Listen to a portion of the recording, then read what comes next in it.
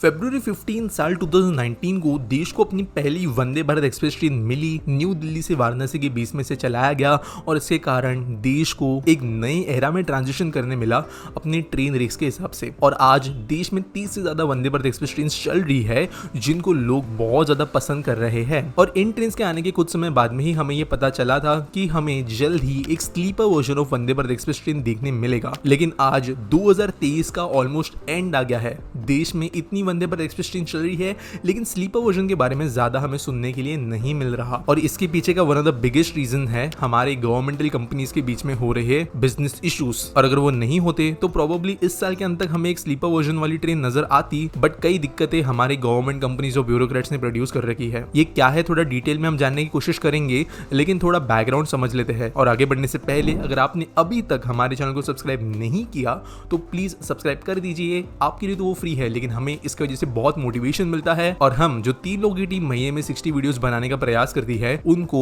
आपके सब्सक्रिप्शन की वैल्यू बहुत ज्यादा है, तो सब्सक्राइब करना नहीं भूलना। अभी कुछ महीनों पहले ही हमारे जो करंट यूनियन मिनिस्टर है अश्विनी वैष्णव जी, इन्होंने कहा था कि 2024 तक भारत के अंदर हमें वंदे भारत ट्रेन के 3 वर्जन देखने मिलेंगे। पहला जो अभी चल रहा कार वर्जन है वो देखने मिलेगा जो 100-150 तक की स्पीड पे चलता है और जनरली एक शॉर्ट डिस्टेंस में ट्रैवल करेगा। आज भारत में यही ट्रेन चल रही है, चाहे वो मुंबई सोलापुर हो, मुंबई अहमदाबाद गांधीनगर हो, दिल्ली वाराणसी हो या दूसरी ट्रेन। ज्यादा से ज्यादा यही जो ट्रेन है वो 10 से 12 घंटे के जर्नी के ऊपर में सर्विसेज प्रोवाइड नहीं कर रही है। लेकिन जो दूसरा वर्जन अगले साल देखने को मिलने वाला है वो होगा पहला वंदे मेट्रो वर्जन। ये ऐसी एक ट्रेन होगी जो कि लोकल 100 किलोमीटर के एरिया में सर्विस देने के हिसाब से बनाई जाएगी, जिसकी टॉप स्पीड होगी 200 किलोमीटर पर आवर। ये मोस्ट प्रेवेलेंट वंदे मेट्रो होगी क्योंकि 2856 कोच का ऑर्डर ऑलरेडी इसका दे दिया गया है मुंबई सबअर्बन रेलवे के द्वारा मुंबई के पूरे लोकल ट्रेन नेटवर्क को रिप्लेस करने के लिए। बेसिकली ये एक हाई कैपेसिटी इमीडिएट स्टॉप्स लेने वाली एक मेट्रो सिस्टम ही होगी जो कि नॉर्मल रेलवेज के ट्रैक पे चलेगी। और लास्ट जो सबसे इंपॉर्टेंट ट्रेन होगी वो होगी वंदे भारत का स्लीपर वर्जन जो 220 किलोमीटर पर आवर के टॉप स्पीड तक दौड़ेगी। इनफैक्ट कुछ रिपोर्ट्स के हिसाब से 240 तक चलेगी और इसके कारण ये देश की सबसे फास्टेस्ट ऑपरेटिंग ट्रेन बनेगी। इनफैक्ट दिल्ली मेट्रो आरआरटीएस या रैपिड एक्स का जो 180 किलोमीटर पर आवर की टॉप स्पीड है उसको भी ये पीछे छोड़ देगी। और रेलवेज इसके डिजाइन को वन ऑफ द बेस्ट बनाने चाहती है दुनिया के अंदर और इसीलिए इसके लिए टाइम लिया जा रहा है। लेकिन जब इन ट्रेन को बनाने की बात आई तब बिडिंग हुई थी, 58,000 करोड़ रुपए के कॉन्ट्रैक्ट दिए जाने थे। लेकिन यहाँ पर आरवीएनएल जो रेल विकास निगम लिमिटेड है और टीएमएच जो एक रशियन कंपनी है, इनके बीच में कुछ दिक्कतें आना शुरू हुई है जिसके कारण ये काम ठीक से आगे नहीं बढ़ पा रहा। अब वैसे दोस्तों ये जो 200 ट्रेन का ऑर्डर था ऐसा नहीं कि सब एक ही कंपनी को मिला।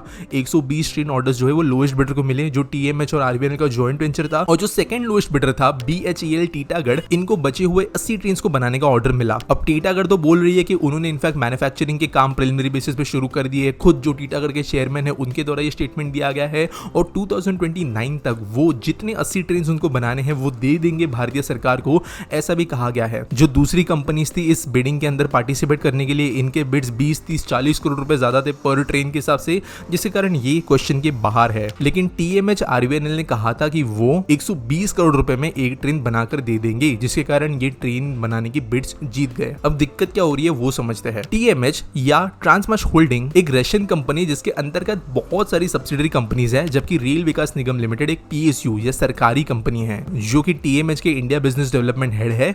उनका कहना यह है कि आरवीएनएल अपने किए गए ओरिजिनल अग्रीमेंट को रीनेगोशिएट करना चाहती है और एक इररिवोकेबल कॉन्ट्रैक्ट जो इन्होंने बनाया था इस बिडिंग के अंदर हिस्सा लेने के पहले, इसका वो खंडन करना चाहती है। अगर इनके आरोप को माने तो इनका कहना यह है कि जो पहले एमओयू साइन किया गया था उसके हिसाब से मेट्रो वैगन मैश एमडब्ल्यूएम जो कि टीएमएच की एक सब्सिडरी कंपनी है, इसको इस जेवी के अंदर 70% हिस्सा मिलने वाला था। एलईएस एक रशियन ट्रेन कंट्रोल सिस्टम बनाने वाली कंपनी है जिनको इस जेवी में 5% हिस्सा मिलने वाला था। लेकिन इसके बाद में जो बचा हुआ 25% हिस्सा है वही आरवीएनएल को मिलने वाला था और मेनली जो काम है वो भी रशियन कंपनी ही करने वाली थी। लेकिन अब बीट जीतने के बाद में आरवीएनएल ये कह रही है कि उनको जॉइंट वेंचर के अंदर 69% का हिस्सा चाहिए और ऐसी इच्छा वो व्यक्त कर रहे हैं। मेरे वे ये मानते हैं कि टीएमएच के पास में रोलिंग स्टॉक मैन्युफैक्चर करने में और वंदे भारत जैसे प्रोजेक्ट्स को एग्जीक्यूट करने का एक्सटेंसिव एक्सपीरियंस है, तो इसलिए जॉइंट वेंचर में वो लीड करेंगे इस पूरे कॉन्ट्रैक्ट को, ना कि आरवीएनएल। और इसीलिए जो एमओयू पहले साइन हुआ था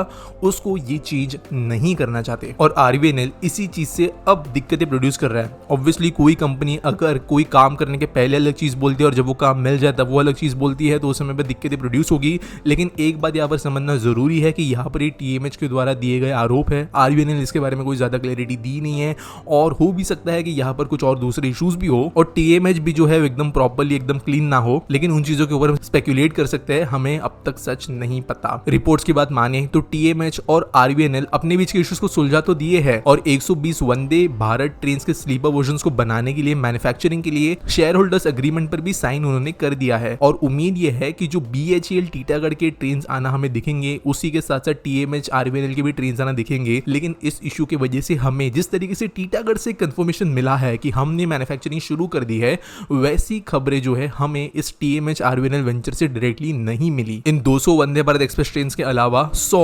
एल्यूमिनियम बॉडीड स्लीपर ट्रेन बनाने का जो नॉर्मल वंदे भारत है, इसका ऑर्डर फ्रेंच कंपनी एल्स्टॉम ने भी लिया है 150.9 करोड़ रुपए के पर ट्रेन बेसिस पे। और इन आने वाली ट्रेन को चलाने के लिए देश के कई इंपॉर्टेंट रूट्स पर रेलवे ट्रैक्स का भी अपग्रेडेशन चल रहा है ताकि 200 से ऊपर की स्पीड्स को अचीव किया जा सके। पहले जो 2 रेक्स थे वंदे भारत के और उसके बाद में जो हमें भी हर महीने रेक्स देखने के लिए मिल रहे हैं वंदे भारत के, इसके बीच में कई ब्यूरोक्रेटिक इश्यूज थे, कई इंटरनल पॉलिटिक्स थी, जिसके कारण हमें ट्रेन के अंदर डिले देखने मिले, जिसके बारे में हम भी कभी बाद में बात करेंगे। लेकिन अभी sleeper version of Vande Bharat के अंदर भी हमें थोड़ा बिजनेस डिस्प्यूट एक नजर आया है छोटा सा, जो कि इस ट्रेन को थोड़ा डिले कर सकता है। प्रॉबेबली हमें 2024 में ही वंदे भारत के रेक्स स्लीपर वर्जन वाले कोच पे दौड़ते हुए नजर आएंगे। और अगर डिटेल्स की बात करें तो 16 कोचेस के ये ट्रेन होंगे, सबके सब air condition, 1 first class coach होगा, 4 सेकंड क्लास कोच होंगे और 11 3 टियर कोचेस होंगे और 830 व्यक्तियों की कैरिंग कैपेसिटी होगी। एल्यूमिनियम के बनने के कारण ये ट्रेन बहुत हल्की होगी और एक्सेलरेशन डेक्सेलरेशन करंट वंदे भारत से भी ज्यादा बेहतर रखेगी। इन ट्रेन के अंदर कई एडवांस फीचर्स होंगे और दुनिया के स्टैंडर्ड से अच्छे भी ये फीचर्स हो सकते हैं। आपको इसके बारे में क्या लगता है मुझे कमेंट्स में जरूर बताना। मिलेंगे अगले